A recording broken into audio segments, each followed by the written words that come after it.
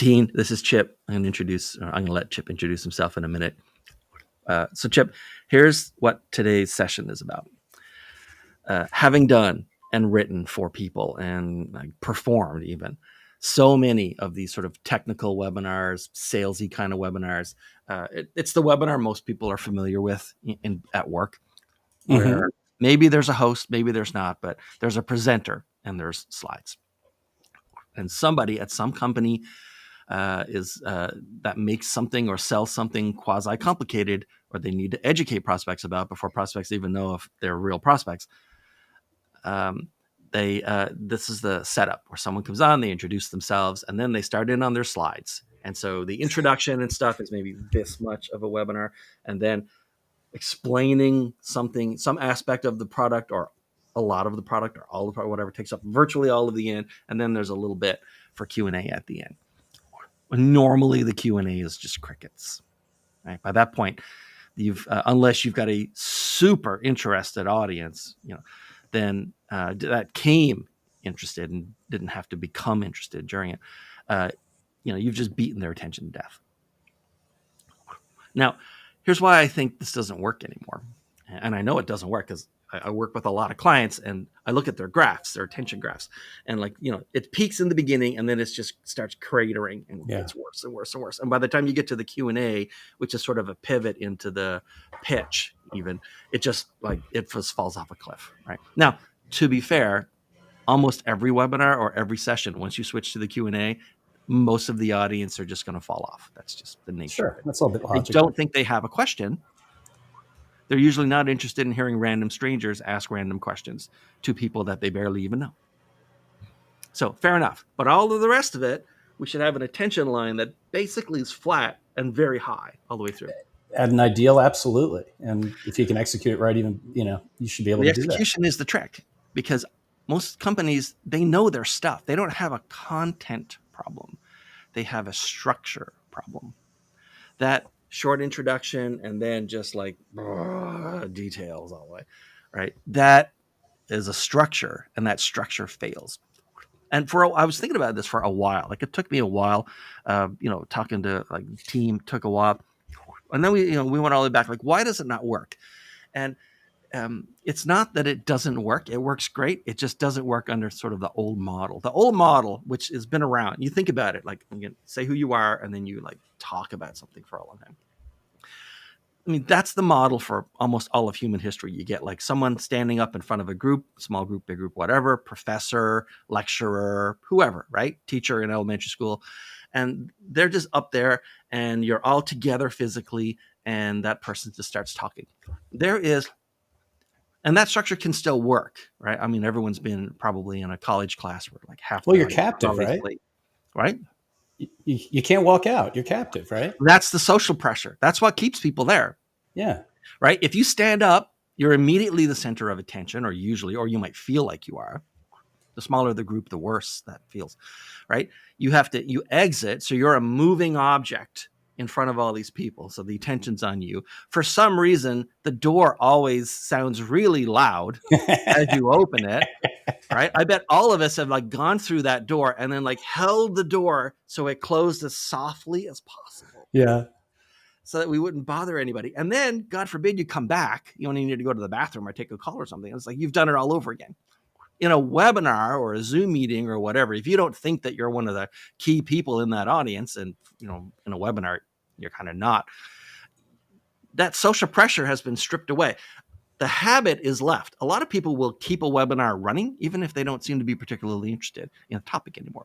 And they'll just let it play out, but they won't pay attention to it. It just sort of runs like background radio while they do other stuff.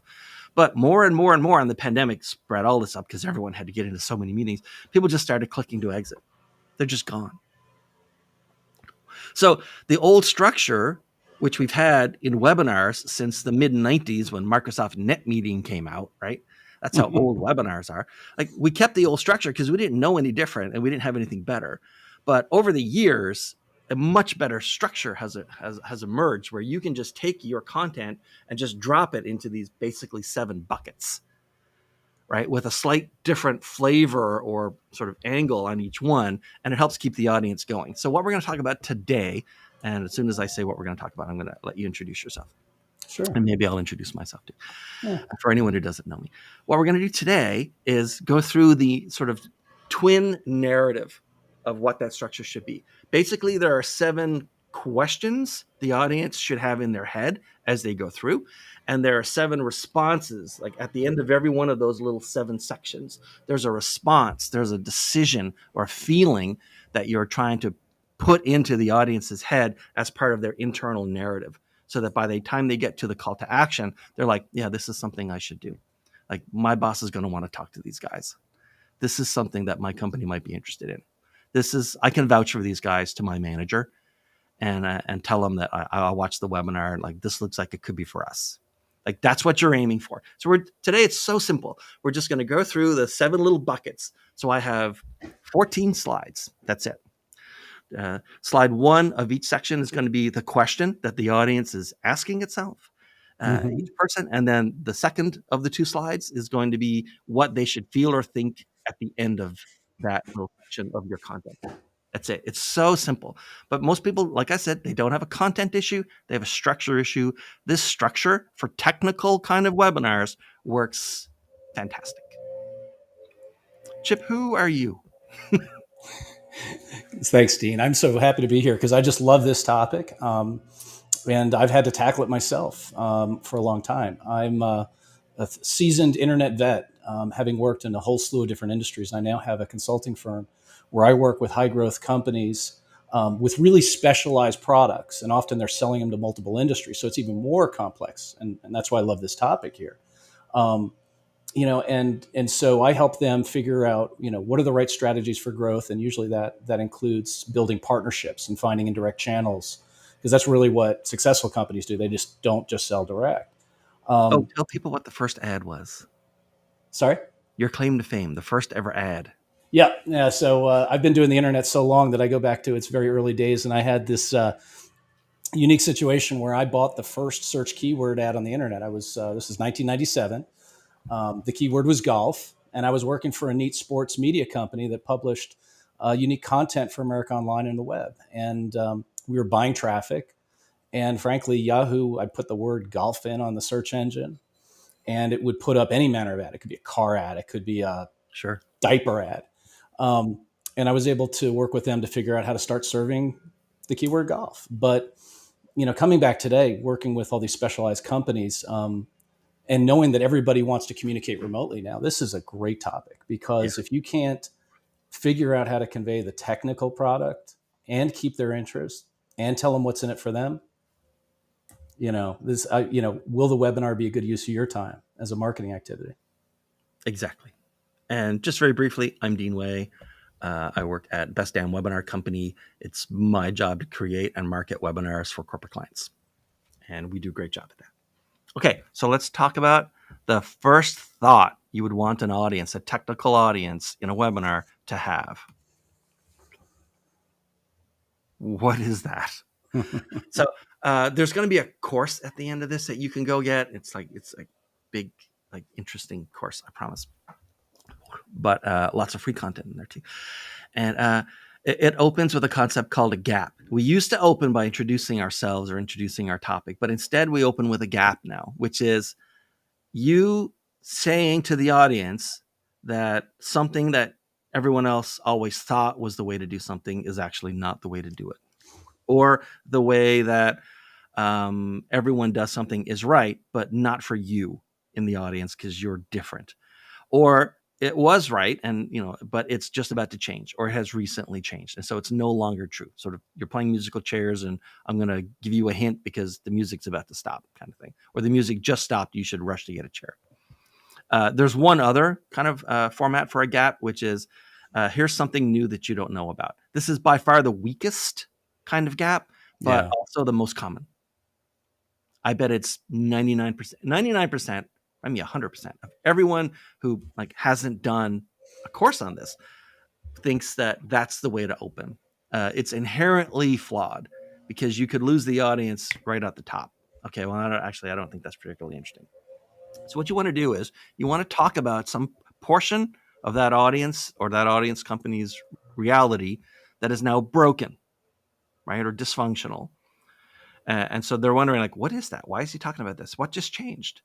And then at the end of that session, they should wonder, okay, I understand like what it is, but how are they going to resolve this problem? How do they fix this problem? How do they tackle it?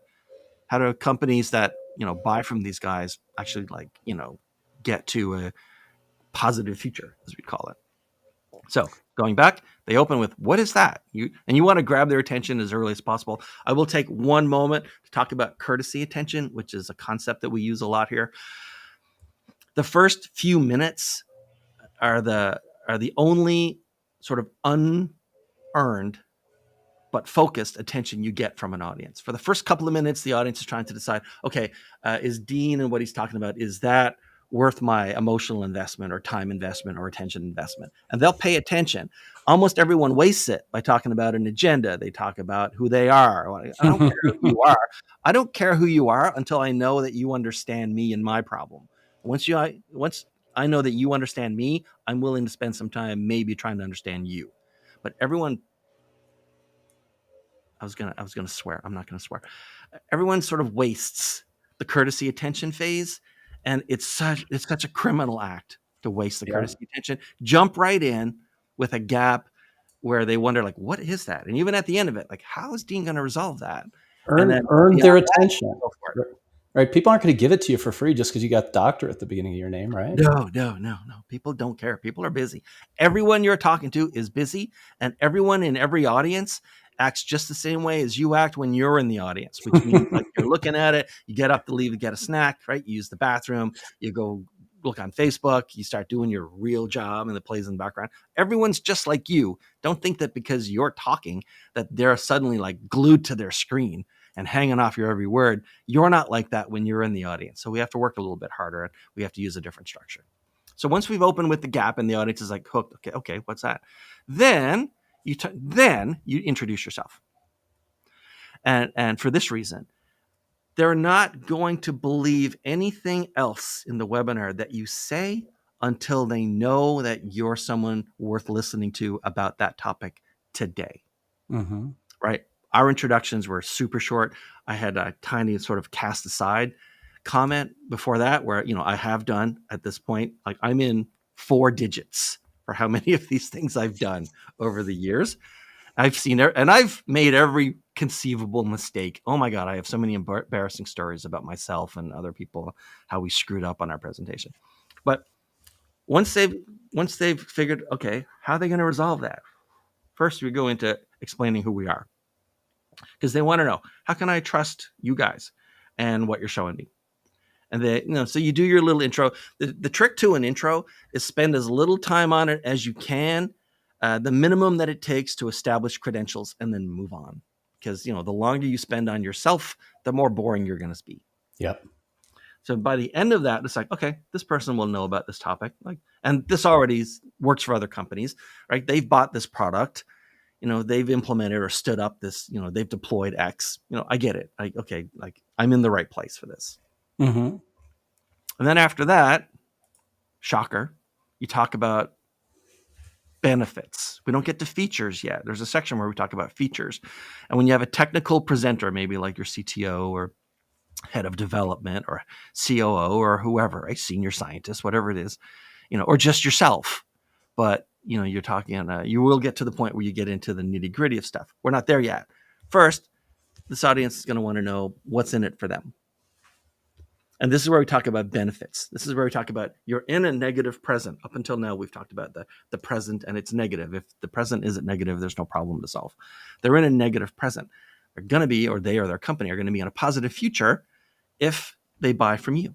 Or to put it bluntly, they could be in a positive future if they gave your company money. Right? Just plain English there.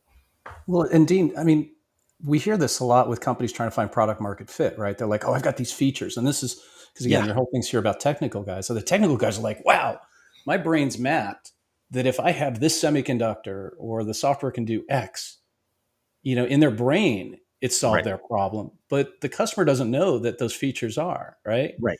And then don't you end up with that sort of either I'm a vitamin or a prescription kind of thing? And I think you're talking here about the prescription, right? Yeah, I'm talking about here's what life is like for people who have purchased this or people who have solved this problem. You don't even have to talk about your own stuff yet, but people who Yeah. solve this problem, companies that solve this problem, are living in a positive future. Here are the aspects of that future and what life is like, or what business is like, or what they can now do, or what they no longer need to deal with, kind of stuff. Yeah, but it's not a nice to have, right? It's a solution. Well, yeah, because you broke their reality in the very first opening, right? Got it. It's like, this doesn't work anymore, or technically it never worked. We just kind of didn't have an alternative. This didn't work anymore. And so, here's what's wrong. Here's the broken reality. And now I'm the expert to tell you about this. And then after that, now we're at this point. Okay, so here's what it's like if you fix this broken reality. By the way, I know how to fix this broken reality.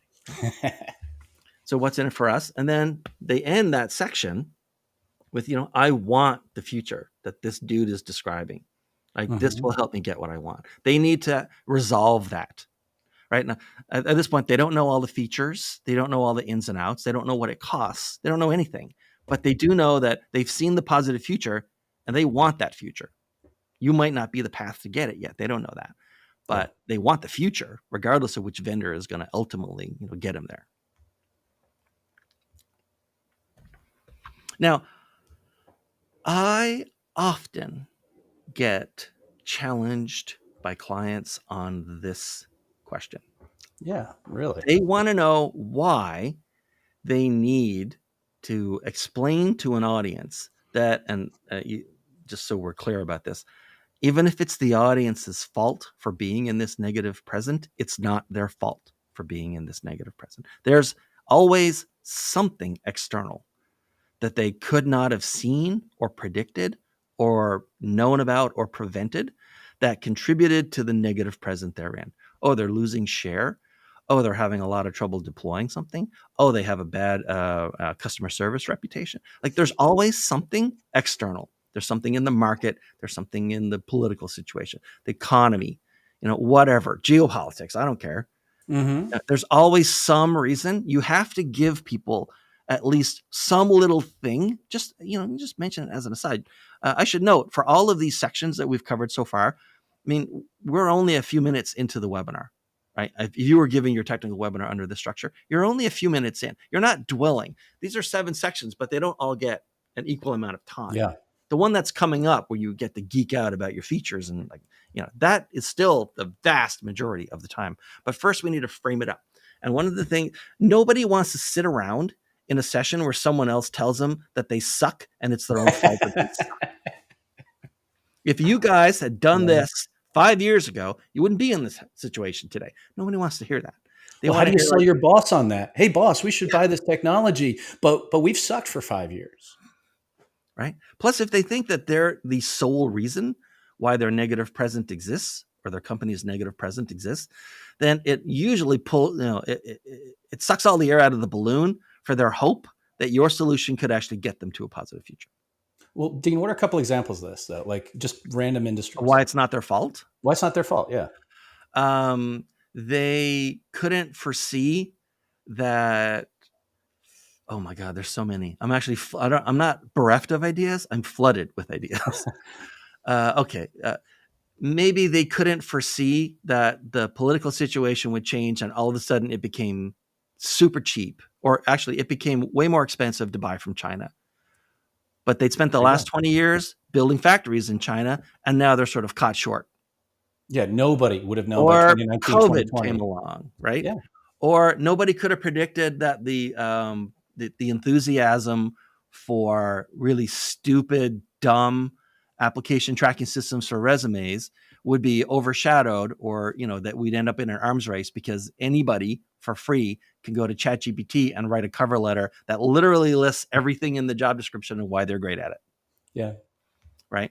There's always like something technology-wise, economy-wise, whatever, that they couldn't have foreseen, or it's just not their fault. But you're also like giving them a hall pass then, right? Because if they accept this, everything's okay, right? To start thinking about the solution. I cannot think of a single instance where once we explained that at least some of the reason for someone's negative present wasn't their fault, I cannot think of a single time where anyone rebelled against that idea and said, "Oh no, we we're 100% at fault for this. It has never happened. There's not a human being alive that doesn't welcome the news that at least 1% of their problem was just not their fault. Yeah. You still have the problem, but you didn't put yourself all the way here. It's never happened. I doubt it ever will. So what's kept us from getting what we want, and how will this help us get what we want? Switches to, okay, it's not my fault I don't have what I want, or my company doesn't have what it wants. And now's the right time to move ahead with this company. Because you're the company that helps customers who have been impacted by their own, things they did that caused their problem, and external stuff, because it's not always their fault or all their fault. You're the company that's like taken other companies down that path, and you can do it for them. Now you're in a fantastic position in this webinar. And Dean, if I'm correct, right, you've sort of set the stage why, that you're so knowledgeable too, right? That you understand this at a level of clarity that, and differentiation that you haven't even mentioned the competition, but you sort of already said that, haven't you? Right. In fact, if anyone watching this or goes back and rewinds to the beginning, I've covered all of this stuff already so far between you and me as we talk to the audience.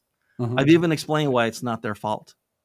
That, they couldn't have how the pandemic sped everything up and shortened people's or reduced people's patience for wandering useless meetings on Zoom and stuff like that. Everything's been mentioned. Yeah. Not because I have a script. I don't. I'm completely unprepared, other than for the fact that I do this for a living. So I know what I'm doing, right? I don't even think about it anymore. It just happens. Okay. And now this is where every senior director of engineering, right? Yeah. This is where they all breathe a sigh of relief, because this is the point. You framed it up. Reality's broken. I'm an expert who knows about this. I know what the positive future is like. Here, let me explain it to you. And by the way, it's not your fault. You're not in that positive future yet. There were things outside your control anyway. But now you get to the point, how does it work? And this is where you get to geek out. But everyone's been prepped at this point for a wider picture. And it only took a few minutes. Mm-hmm. You're going to spend almost all of your time, maybe 50, 60% of the entire webinar, including the Q&A time. You're going to spend over half of it, at least, here in How Does It Work? And you get to geek out. You get to talk about all your stuff. You get to talk about your features. You get to talk about how proud you are. You guys chose this technology back when no one knew if it was actually going to become the industry standard. And now it is. All right? This is the part everyone loves. All of my presenters, because I mostly work with tech companies or engineering. Well, this is their comfort zone, right? If I'm correcting, the people, you start working with somebody, and this is their first couple webinars under this obviously much clearer framework, much more effective framework, right? But right. That's not their comfort zone, is saying those things. It's not your fault statement, right? Yeah. This talking about their product, which they live with day in and day out. This is their bread and butter. Yeah. This used to be 75, 80% of their webinar. Now it's like 60% of their webinar. Mm-hmm. Right. But still, it's like most of it. But this is where they come alive, I find. Yeah. If they're excited about any part of this webinar, because most of these folks, one of the first things they'll tell you is like going in front of an audience that's not my job. My boss says that I have to go on this webinar and talk to these folks, but it's not my job. They don't like public speaking for the most part. They're cerebral kind of folks. Love them. They're my people, right? I was a software project manager and a software developer for most of my career. Yeah. And this is where we live, right? This is our comfort zone. But yeah, that's how it goes. But here's what the audience should feel once you're done explaining your solution, your product, your service, right? Okay, I get it. They opened the kimono, they showed me the workflows, they showed me all the features, he showed me about navigating on the screen or whatever. It's clearly complicated. And I don't understand everything he said. I don't understand all the technology underneath it. He didn't even go into all of it. It would take days. But clearly these guys have done all the thinking. These gals have done all the work. Yeah. I could just shortcut myself to a positive future if I say, guys, come in and talk to my senior tech folks about how your stuff works, and let's see what we can do here. In other words, and the reason you want to, the reason you want to imply that it's complicated, and I advise clients to have at least one, no more than really two, but at least one slide that is the most, they like to show slides with like 400 words on a slide and stuff you can't even read. I said, but you do need one slide at least and it should be the most complicated looking thing you have. If it's a workflow with 52 inputs, like put it up there. We want to very slightly overwhelm the audience so that we drive out this concept of, this seems pretty straightforward. I could probably build this myself. Of course, they're never going to build it. They're never going to get to it. Yeah. They should have just bought something. And so that's what you're doing. You're slightly overwhelming the audience so that they feel, okay, this is complicated. But these guys have already worked it all out. So, I don't have to go through all that hassle. I can just bring them in. Now, but when you say complicated, though, you're talking about the guts of what they do, not the customer experience, right? I mean, if somebody's right, the guts of what they do, their future, you don't want to say you're going to have a complicated future, right? No, but we want to show them that they get to stand on something complicated to have an easy life. Yeah. I don't understand most of the systems in my car. I just know that I sit in my car and I get to go somewhere nice. It's Honda's problem how complicated the car is, not mine. Yeah. So you slightly overwhelm the audience, make sure they understand that like solving this was complicated, but we've already done all the thinking and we've already done all the work on it. So you can literally just shortcut yourself to that positive future, you or your company. And Dean, if I could just suggest one other thing for the people out there who have, like, let's say physical products or something that's experiential. I mean, these technologies like we're using today, you and I are both on live video, right? Yeah. Being able to we are. I don't know. This is actually streaming. If you go over to the LinkedIn page, you can see if there's actually video there, but yeah, go ahead.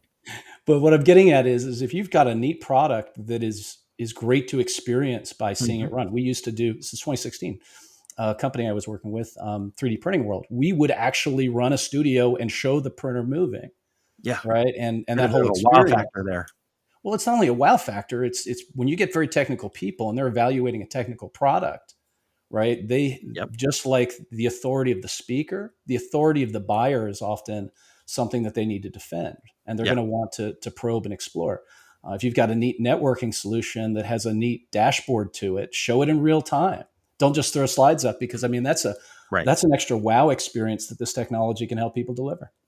Yeah. It also goes along the lines of like, I'm being transparent. Yes, it's complicated, but I'm being transparent and I'm showing you like all the stuff, all of our thinking and how we, at least at a high level, what we did. And here's an example of it running right now. If you're a software company or a company that has something to show it live in real time. Right? Absolutely. So they should finish up slightly overwhelmed, thinking, okay, it's complicated, but they've done all the thinking, they've done all the work on this. So cool. So then you need to veer a tiny bit of a pivot, where you need to talk about, we talked about the negative present, how the present is negative for them. That's why there's a problem to solve. We talked about the positive future and we sort of painted that for them. And now we're at the point where we've actually gone through like how you would get there and how our system sort of gets you there. So now we talk about the third concept, which is instead of positive future, the negative future. Yeah. Because why now is the absolute, anyone in sales in B2B can tell you this. Why now is the absolute toughest question to answer. Mainly because in B2B, there is no scarcity. You can't say we only have like 7 of these left and we're not making any more. It's not like you're buying an airline ticket and there are 4 tickets left at this price. Right? There's in B2C, you can use scarcity all over the place, right? Or it's 50% off for one day only. You can't do any of that in B2B. I've only ever come across like one example where I could use scarcity in a B2B concept. And it was very specific and rare. And so why now is tough. I tell folks, if you only had enough time to figure out an answer to one of these 2 questions, which is why you or why now, you're better off figuring out how to answer why now. Because you can always come back and talk about you, but if you lose the opportunity to explain to them why doing the call to action now is the way to move forward, if you don't know how to answer why now, then really not much is going to happen. If almost everyone you're talking to for these kind of webinars is an employee, right? Which means that there's virtually no risk to them today to put off making a decision until tomorrow. And then tomorrow they can put it off one more day. As an organization or maybe part of your career or whatever, not ever making the decision, that could have negative impacts. But today it won't. You can always kick the can down the road a little longer. And so you talk about the risk of doing nothing. Now, there are like a handful of things. They're sort of go-tos, right? What's the risk of doing nothing? Whatever problem you're having that's costing you money, it's going to cost you money every day until you fix it. Or competitors are advancing, they're like increasing their market share, or their customer satisfaction scores are going up, or their ability to hit sort of critical mass and produce this at even cheaper costs, continues to advance, and you're just sort of standing there in the middle of the road, which in any traffic scenario is the most dangerous part of the road to stand in. So spend some time thinking about why now, given that you don't really have scarcity as an option, but think about from their context what their negative future would look like if they don't go down the road that you want them to go down. Well, and you've already set up the problem, right? So would it be easy for somebody who's trying to implement this to say, well, what's the antithesis of the problem? Like if this problem persisted, what would happen? Yeah, if we don't fix it, like how does this play out, right? Exactly. And then by the end of that scenario, they need to come away, end of that section of your content, they need to come away with like, I don't want the problems that would come with not doing at least something. And it's safe for me to vouch for these guys at my company. It's safe for me to vouch for this company at my company, or we call that the safety question. How do I know it's safe for me to vouch for you, Chip, to my manager? Yeah. Right. If you can't answer for the client, even if they never say it out loud, if you can't answer the safety question that it is safe to vouch for you internally at their company, that doesn't win you the sale. But if you can't answer it, then you're too dangerous to deal with, dangerous to their own career, even their own promotion prospects, their own reputation at work. And so if you can't answer that you're the safe choice or a safe choice, they can vouch for you, then you don't get the sale in the first place. Like you don't even make any progress in the sales process. So it doesn't win you the sale, but it has to be dealt with so that you can move forward towards the sale. But yeah, you don't want to you spend too much time being negative at this point, and people are like, oh, like this guy's sort of like trying to pressure me into something. So you don't want that, but you do want to spend, a few moments talking about some of the things that you've noticed companies experience. If they don't go down this path, they end up in sort of a negative future. They never get out of the negative present except to go to a negative future. And then, not a surprise, as we get to the end of the webinar, is what is the next step? Like, what's the call to action? And by the end of that sort of explaining what people should do, they should feel like that. I'm doing the next step so I can stop feeling like this. Remember, you just took them out of the negative present section into this section, right? I want to stop worrying about this. I want to stop feeling like this. I want to feel like I'm making progress on this, that I've done something, and that this half an hour or hour in this webinar was worth it. And so the call to action should be clear. And here's the trick. I don't know if we have any Q&A. We talked earlier about sort of the technical problems around this format today for LinkedIn Live, but it's okay if we don't have anything in the Q&A. But I do want to give everyone who watches this live or who watches it on a replay this one tip, okay? You never, ever have a slide that says Q&A or questions, whatever. Ever, right? Everyone you're talking to has been in enough meetings and seen enough PowerPoints that they know and have been trained by many other speakers before you came along that once the Q&A slide comes up, they can mentally check out of that presentation. A lot of them will physically check out of that presentation. Now they'll just leave. Yep. They've been resisting grabbing their phone, and all of a sudden you're giving them that opportunity. You're giving them permission, right? Because other people have trained them that if they don't have a question, then they don't have to pay attention. And also that the likelihood of someone else asking a question that's actually good and worth listening to is very low. This is, it may not be true, but it's how they've been trained as an audience member to think and act. And so instead of your Q&A section kicking off with a Q&A slide, what you do is you put up your call to action slide and you leave it up the entire time. Yeah, I like it. That you're doing the Q&A. In fact, this even has a name. We call it the linger slide because it lingers from the beginning of the Q&A section right until the whole session gets torn down and the webinar's over. Now, so let me point out this offer real quick. So we produce a course. It is called, what is this course called? Like the best damn webinar in the whole damn world, I think it's called.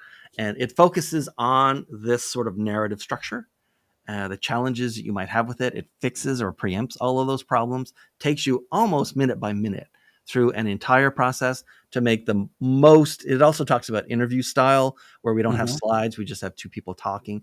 I don't particularly recommend that style for getting a call to action to be acted on. They're great for their own thing, but they're great for building awareness. They're not for moving someone to take an action as a prospect or sales prospect. So, they're valuable, but they're different from this. But it even covers those sections as well. But it takes you through virtually minute by minute how you can just take your existing content or your subject matter experts' existing content and just sort of break it and drop it into these buckets. And even how to create that gap statement that hooks people in the beginning. And we normally sell it for $4.99, and it has never been discounted. It's never been discounted. And I don't know how long I'm going to leave it up. But right now, I figure it's going to be $99. The reason it never gets discounted is because it includes a live one-to-one session where people can either say, here's my webinar, and it's sort of how we've been doing it so far. Can you walk through it with me and break it down and tell us what we should do? Or we're just sort of interested in starting live events as a way to fill the top of our funnel. Could you help us plan out a strategy? It's one or the other. You don't get both when you buy the course, but that's why it's, that's expensive. And so we don't, that's literally FaceTime with somebody. Yeah. But because this is the only time I've ever given a webinar about this topic, and that course is this topic essentially, then we created a promo code just an hour ago just to do this. This is how recent the decision is. And we're just going to see if anyone picks it up at $99. It's good for, I think, the next 3 or 4 weeks. It's good for about a month. It's a great course. What, the 15th? Yeah. So it's good to mid-September if someone want to buy it. And it does include and come with, the strategy session or the review session to improve a webinar that you're coming up on. Yeah. Oh, and it's so important having that other, lens, of an expert like yourself, because, it's already, if you don't write webinars for a living, right, you're already outside of your comfort zone, and you're trying to convince yourself that you're doing this okay. And, they are a tremendous amount of work for most organizations. There's everything from the social media posts to the email, the registration page, the technology stack, the follow-up afterwards. They're a lot of work. But if no one pays attention, then why did you spend all that money and do all that work? There's nothing more disheartening than sort of twisting a senior technical person's arm into doing a webinar that they're not going to enjoy doing. And then it turns out that nothing came of it. There's not a single senior developer or tech expert or whatever anywhere in America where they do their annual review and part of their score is, how well did you do on a webinar? It doesn't exist because it's not part of their job, but they just end up doing it. But it's very disheartening to have them do it and then literally nothing happens afterwards.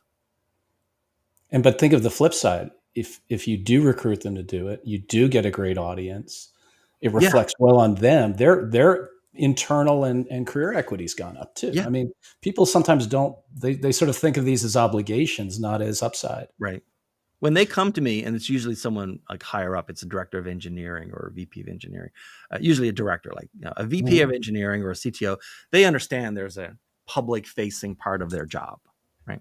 If only to get dragged into meetings by sales as the guest speaker sort of thing at a sales meeting and, here, wow the audience for us. So they'll actually talk to that kind of stuff, right? A lot of senior technical people have been brought in to do something like that. But, especially for the people whose job is not sort of customer facing very often, we have a sit down and I just explain. So you have two options here, and I'm good with either one. Either we can make a session that's as good as you've ever given in a lot less time than you've ever needed to spend on it before, or you can spend the same amount of time that you would normally use your no offense, lackluster webinars. And in the same amount of time, we will create your signature piece.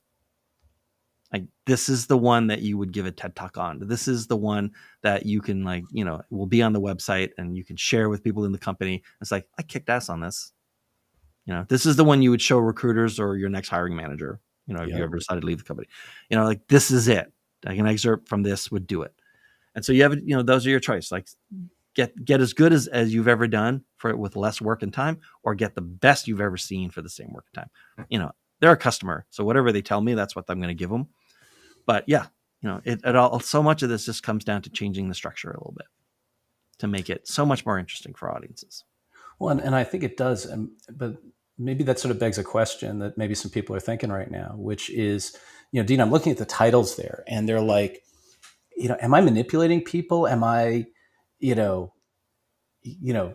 trying to show them a positive future. Well, is that real, or am I, again, the concept of manipulation. Yeah, I'm asked that all the time. So that's good, actually. Thank you for that. I hadn't thought about covering that. It's simply this: they're going to have all those questions, or virtually all those questions, in their mind anyway. So you can either address them or you cannot. But there's nothing more frustrating for an audience to put in like an hour with somebody that they don't really know, from a company that they don't have a relationship with really, and at the end of the hour be left still not feeling like this moving forward would be the right choice for them. Because so you're basically providing them the entertainment, the engagement, and the answers they're looking for. There's no mental games going on here. No, they're going to have those questions anyway. You owe it to them. And all of these questions that we, except for what is that possibly, but all of the rest of them all just collapse down into the one safety question we talked about. How do I know it's safe to go to my manager and vouch for you? Yeah. Right. They're all just different ways of answering in different aspects of the safety question. And do you think again, you have to answer the safety question. Do you think that comes back though to people's either misunderstanding or shyness or almost dislike of sales?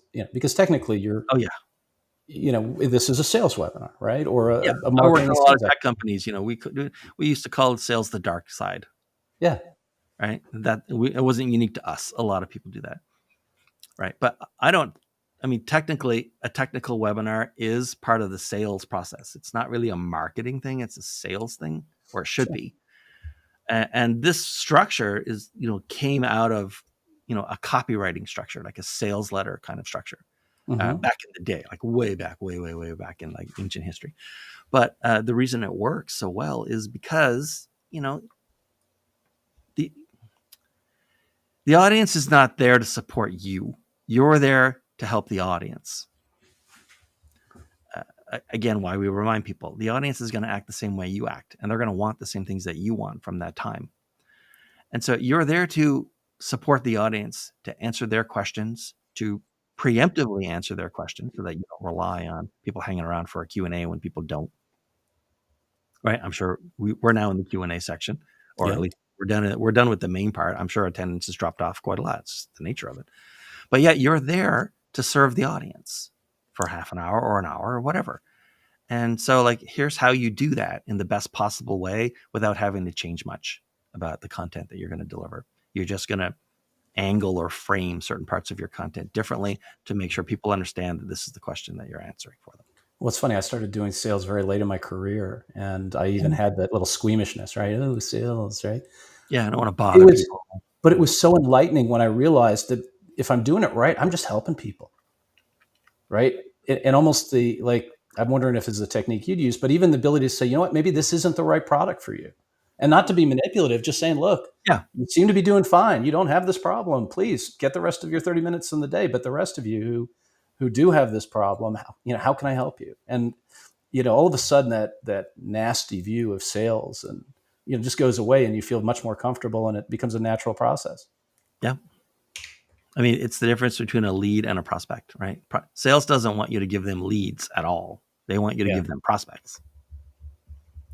And so really what you're doing is you're helping a whole bunch of people in the best and fastest way you can, either self-select or self-terminate out of that sales funnel by talking about the thing you know the most about, which is the product or service that you help build or you're in charge of, or that, the company sells. So a topic you enjoy talking about because, it fills a lot of your life. Would so I think you mentioned early on, right? People's attention, right? Often on the average webinar will drop off pretty quickly over time, right?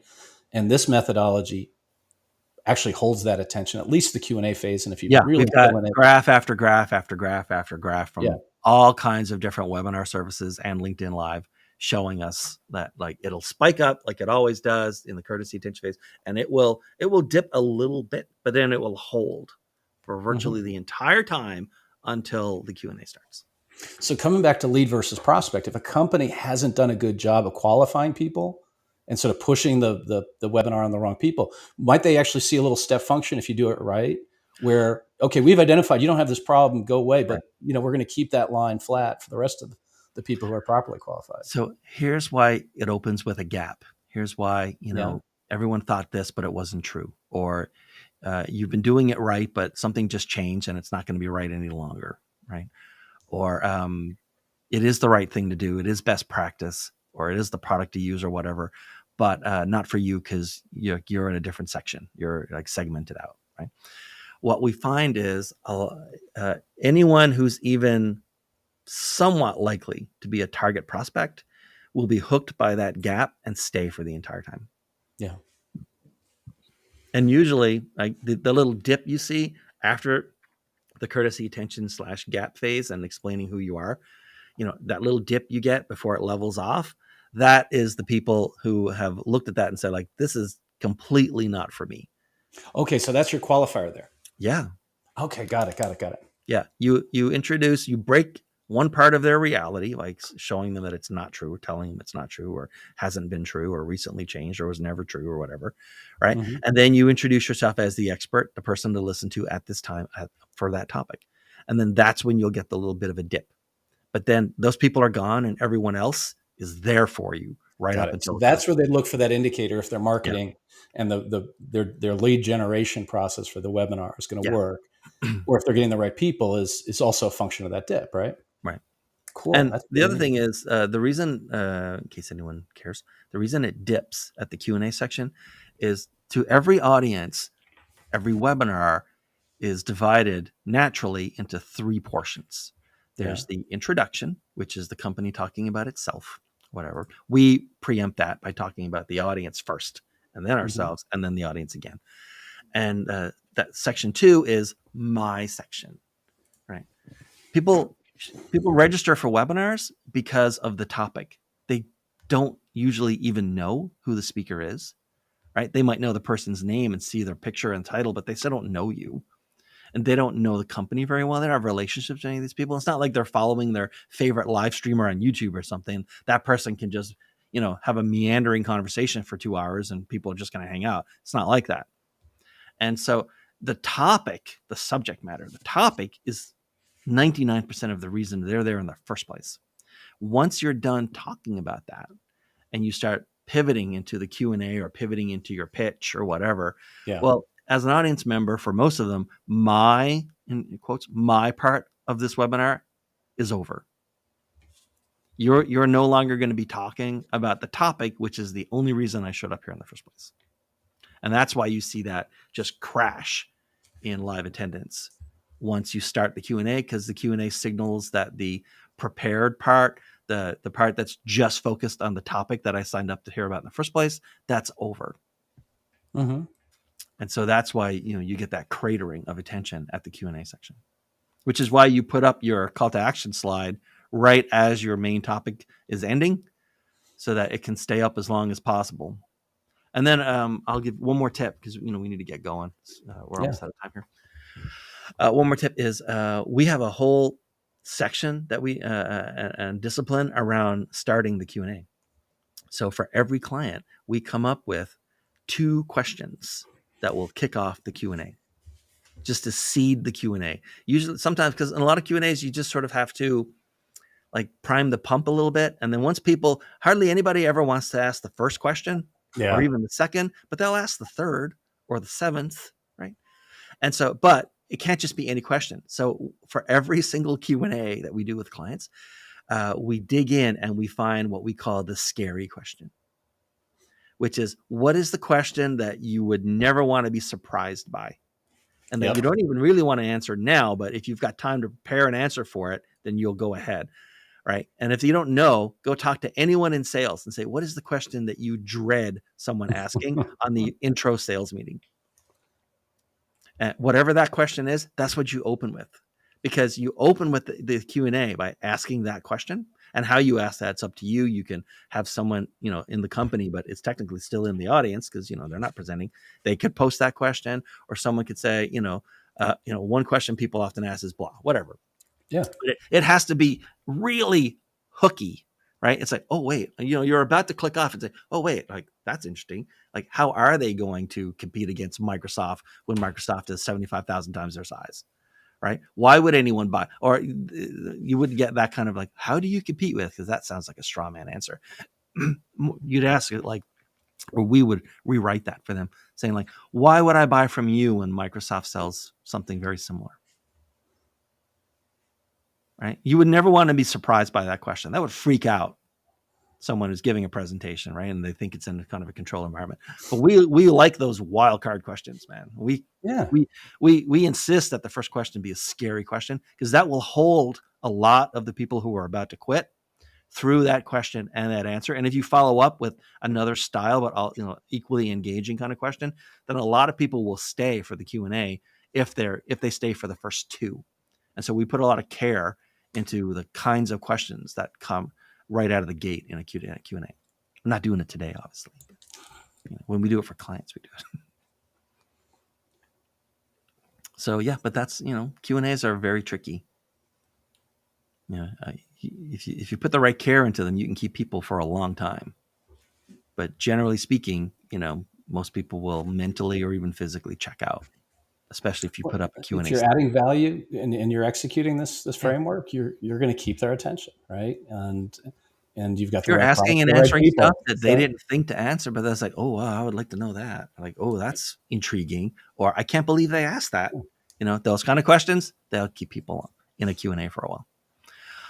Chip, thanks very much for this. This is the first time you've ever been in one of these sessions with me. And it's nice to have someone sort of throw bombs and ask questions and keep me on my toes for this kind of stuff. Well, always tons of fun, Dean. Always happy to help. And I just love continually hearing your process and learning more every time. It is weird to be so fascinated by the unsexiest part of all B2B marketing, which is the technical webinar. But there's so much potential there, which is why so many people do them. Even if they do them poorly, they still do them.